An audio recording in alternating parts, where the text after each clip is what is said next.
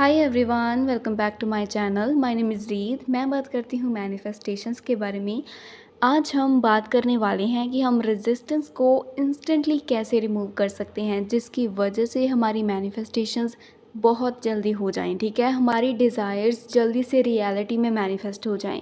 Guys, manifestations instant ही होती हैं, पर वो डिले हो जाती हैं हमारे रेजिस्टेंस की वजह से।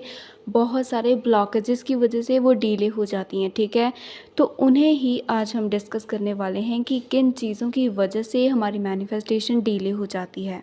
सबसे पहला कारण, सबसे पहला पॉइंट है हमारा बिलीव। ओके, सबसे पहला तो ये है कि कोई भी हमारी डिज़ायर है, अगर हम खुद पर बिलीव नहीं करते हैं, अगर हम खुद को डिज़र्विंग नहीं समझते हैं कि मुझे वो डिज़ायर मिल सकती है और मैं उसे अचीव कर सकता हूँ, वो डिज़ायर मुझे मिल सकती है, अगर हमारा ये बिलीफ होगा तो मैनिफेस्टेशन इंस्टेंटली हो जाएगी। ठीक है, सबसे पहला कारण ये होता है कि हम खुद को कितना डिज़र्विंग, कितना कैपेबल समझते हैं उस डिज़ायर को पाने के लिए। तो दूसरा कारण है अपने डिज़ायर को बहुत बड़ा बना देना। सपोज़ कि आप एसपी या मनी कुछ भी मैनिफेस्ट कर रहे हो और आप सोच रहे हो कि मनी या एसपी को मैनिफेस्ट करना बहुत ही टफ है, ये बहुत ही बड़ा काम है, it's a very big deal.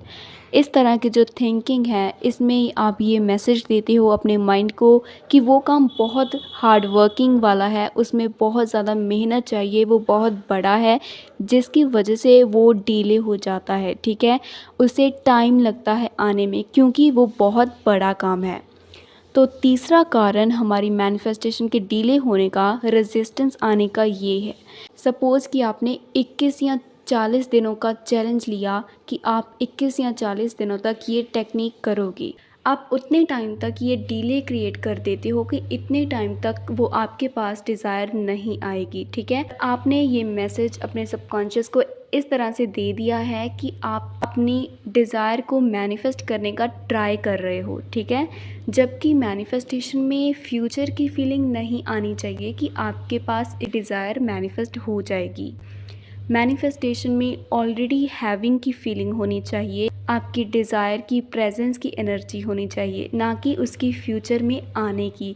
Fourth point है कि कॉन्ट्राडिक्टिव थॉट्स। ठीक है, जब हम अपनी डिज़ायर के ऑपोजिट थॉट्स देते हैं, नेगेटिव थॉट्स देते हैं, तब हमारी मैनिफेस्टेशन बहुत डिले हो जाती है।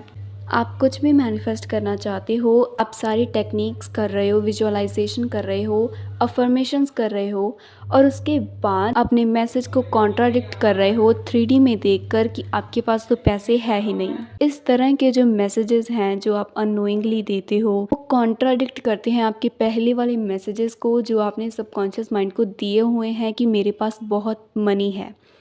पर अब आप कह रहे हो कि आपके पास मनी नहीं है, तो सबकॉन्शियस दोनों बातों को ही मानता है। ठीक है, वो रिकॉर्ड करता है हमारी हर बात को। सो अगर वो ये मान रहा है कि आपके पास मनी है, तो वो ये भी मान रहा है कि आपके पास मनी नहीं है। तो इस कॉन्ट्राडिक्शन की वजह से हमारे सबकॉन्शियस को कन्फ्यूजन होती है, जिसकी वजह से हमारी मैनिफेस्टेशंस डिले होती हैं। Fifth and the last point ये है कि रैंडम थॉट्स जो हमारे होते हैं हमारी मैनिफेस्टेशन को लेकर, रेजिस्टेंस बहुत क्रिएट करते हैं।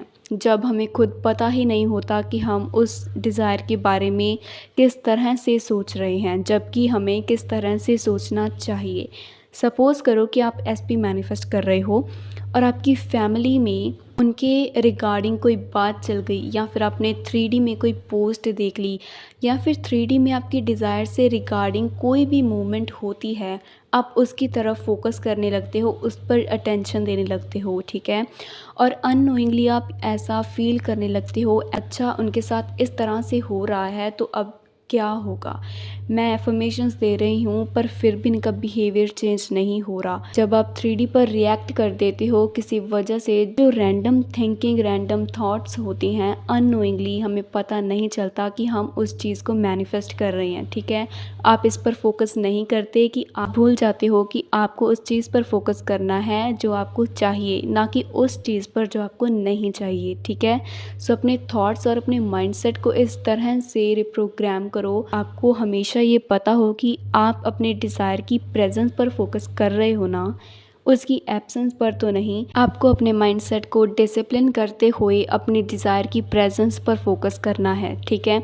हमेशा जब भी आपके दिमाग में कोई नेगेटिव या कॉन्ट्राडिक्टिव थॉट आता है तो तुरंत उसे हटाएं। ये 5 कारण होते हैं हमारे रेजिस्टेंस के। हमारी मैनिफेस्टेशन में जो ब्लॉकेजेस आते हैं इन 5 कारणों से ही आते हैं।